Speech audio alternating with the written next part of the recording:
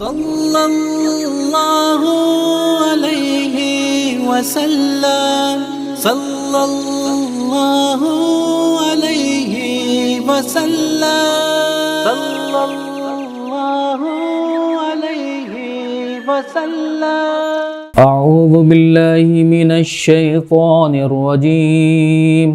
बिस्मिल्लाहिर रहमानिर रहीम।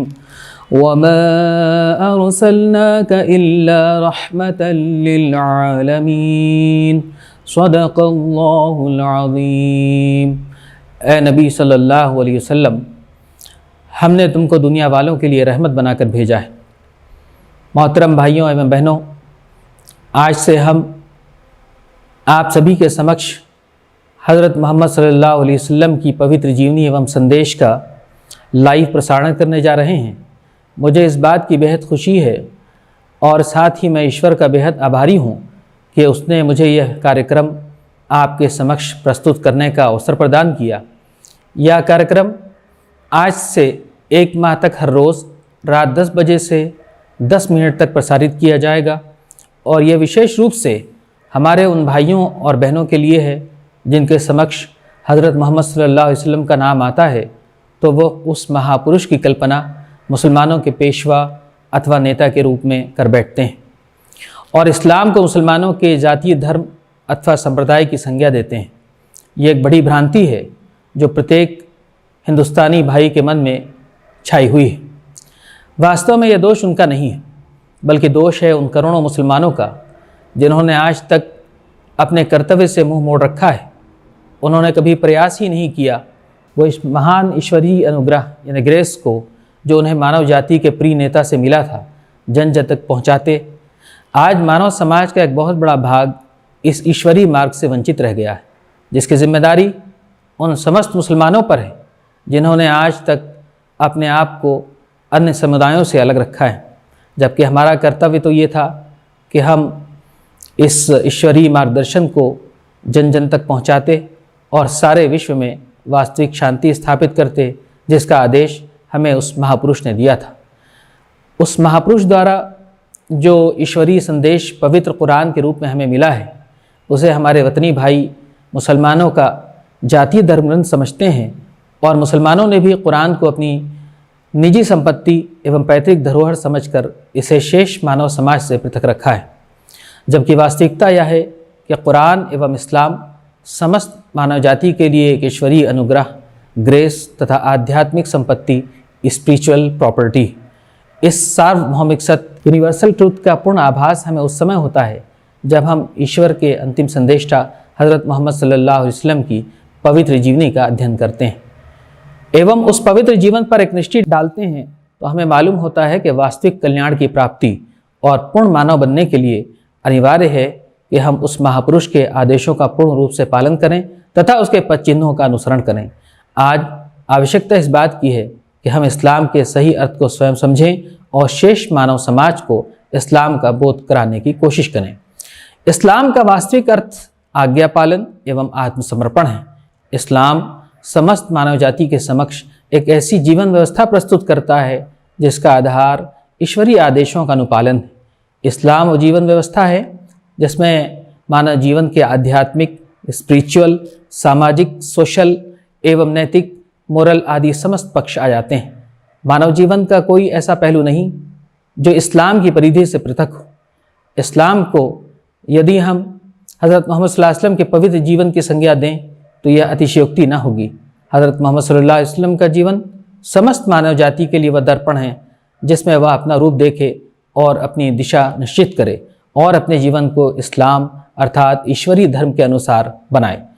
इस उद्देश्य की ओर बढ़ने और इसे प्राप्त करने के प्रयास में ये एक छोटी सी कोशिश है जिसके लिए इस कार्यक्रम का शुभारंभ किया जाता है, जिसे जानने के पश्चात हमें उस महापुरुष के जीवन संबंधी समस्त तथ्यों का ज्ञान भी हो जाए और हमें ज्ञात भी हो जाए कि वह महान कार्य क्या था जो आपके हाथों संपन्न हो सका। इसके साथ हमारी पूरी कोशिश इस बात की होगी कि हम उस संदेश का भी पूर्ण परिचय आपको करा सकें जो हज़रत मोहम्मद सल्लल्लाहु अलैहि वसल्लम के द्वारा इस संसार को मिला है। हम ईश्वर से प्रार्थना करते हैं कि वह हमारे इस तुच्छ प्रयास को स्वीकार करे और इसे संपूर्ण मानव जाति एवं हमारे लिए शुभ एवं कल्याणकारी बनाए। इब्राहिमी दीन धर्म अरब में ज़्यादा नहीं ठहरा, पूरे देश में फिर बुत परस्ती फैल गई। लोग खुदा के साथ मूर्तियों को भी पूजने लगे, उनको खुदा तक पहुंचने का माध्यम और ज़रिया समझने लगे। उनका अक़ीदा था कि ये खुदा के साजी और हमारे सिफारिशी हैं, यही ज़रूरतों को पूरी करने और मुसीबतों को दूर करने वाले हैं। इसलिए वे मुसीबतों में उन्हीं को पुकारते, फरियादें भी उन्हीं से करते और मुरादें भी उन्हीं से मांगते। हज़रत इब्राहीम अलैहिस्सलाम तो खालिस तौहीद यानी एकेश्वरवाद की दावत देते थे और शिर्क और मूर्ति पूजा से बेजार थे, लेकिन ये लोग उनकी शिक्षाओं को बिल्कुल ही भूल गए और मूर्तियों के पुजारी बनकर रह गए। लेकिन ऐसा एकदम ही नहीं हो गया, इसमें भी ज़माना लगा। न जाने कितनी शताब्दियाँ बीत गईं और न जाने कितनी नस्लें गुजर गईं, तब कहीं जाकर शिर्क के पैर जमे। ये शिर्क आया कहाँ से, मूर्ति पूजा का चलन हुआ कैसे? ये बात थी कि हज़रत इब्राहीम अलैहिस्सलाम और इस्माईल अलैहिस्सलाम से अरबों को अत्यधिक श्रद्धा और मोहब्बत थी। काबा का निर्माण इन्हीं दोनों ने किया था, इसलिए उन्हें काबा से भी बड़ी मोहब्बत थी। फिर ये मोहब्बत यहीं तक सीमित न रही, इसके आसपास जितने पत्थर थे वे भी उनकी नज़र में बहुत ही प्रिय और बरकत वाले बन गए। अब अगर वे मक्का से बाहर जाते, चाहे रोज़गार के लिए चाहे कारोबार के लिए, तो वहाँ का एक पत्थर भी साथ ले लेते। उनका ख्याल था कि इससे सफ़र में बरकत होगी और मकसद में कामयाबी। फिर बात यहीं तक सीमित नहीं रही, लोग मक्का से कुछ दूर रहते थे, वे काबा से पत्थर उठा उठा कर ले गए और यहाँ वहाँ लगा लिए। अब वे काबा की तरह उनका तवाफ यानी परिक्रमा करते, हजर अस्वद की तरह उनको चूमते। हजर अस्वद एक विशेष काला पत्थर है जो काबा में लगा हुआ है। इस तरह वो अक़ीदा जिसके ख़िलाफ़ हज़रत इब्राहीम अलैहिस्सलाम ने मुसलसल जिहाद किया था, अरब में फिर लौट आया। फिर एक बात और थी जिसकी वजह से ये अक़ीदा और तेज़ी से फैला। ज्वालामुखी पहाड़ फटते तो लावे की शक्ल में जो पत्थर निकलते, उनके बारे में धारणा थी कि ये टूटे हुए सितारे हैं जो आकाश से धरती पर आ गए हैं। यहीं से वे पत्थर पवित्र समझाए जाने लगे, क्योंकि कुछ जातियों के दिलों में तारों की महिमा रच बच गई थी, इसलिए कि उनमें जगत सृष्टा की कुदरत का जलवा था, उसकी शक्ति और महानता की छाया थी। इसलिए जिन पत्थरों के बारे में उन्हें विश्वास होता कि ये सितारों से टूटे हैं, उनको बहुत बरकत वाला समझते और बड़ी इज्जत करते। फिर इज्जत का ये ख्याल और आगे बढ़ा और अब उनकी पूजा भी होने लगी। नस्लों पर नस्लें गुजरती रहीं, यहाँ तक कि ये अक़ीदा बिल्कुल पक्का हो गया। अब कोई भी पत्थर मिल जाता जो खूबसूरत और सुडोल होता, या जिसकी बनावट में कुछ नयापन होता, या किसी जानदार की शक्ल से मिलता जुलता होता, उसकी महानता उनके दिल में बैठ जाती और वे उसको पूजने लगते। फिर एक कदम और आगे बढ़े। अब वे पत्थरों को खुद काटते छाटते अपनी पसंद की मूर्तियां बनाते, जिस बुज़ुर्ग या देवता से चाहते उसका ना संबंध जोड़ देते और जो दिल चाहता उसके नाम रख लेते। फिर उनको एक जगह स्थापित करके पूजना शुरू कर देते। प्रेम और श्रद्धा में उन पर भेंट चढ़ाते, उनके नाम पर मन्नतें मानते। उनका ख्याल था कि इस तरह वे देवता अल्लाह के यहाँ सिफारिश करेंगे, बिगड़े हुए काम भी बना देंगे और आखिरत यानी परलोक में मुक्ति और नजात के साधन भी सिद्ध होंगे। मक्का में सबसे पहले जो मूर्ति लाई गई और फिर काबा के आंगन में लगाई गई, वो हुबुल की मूर्ति थी। उसको लाने वाला व्यक्ति अम्र बिन लुहई था।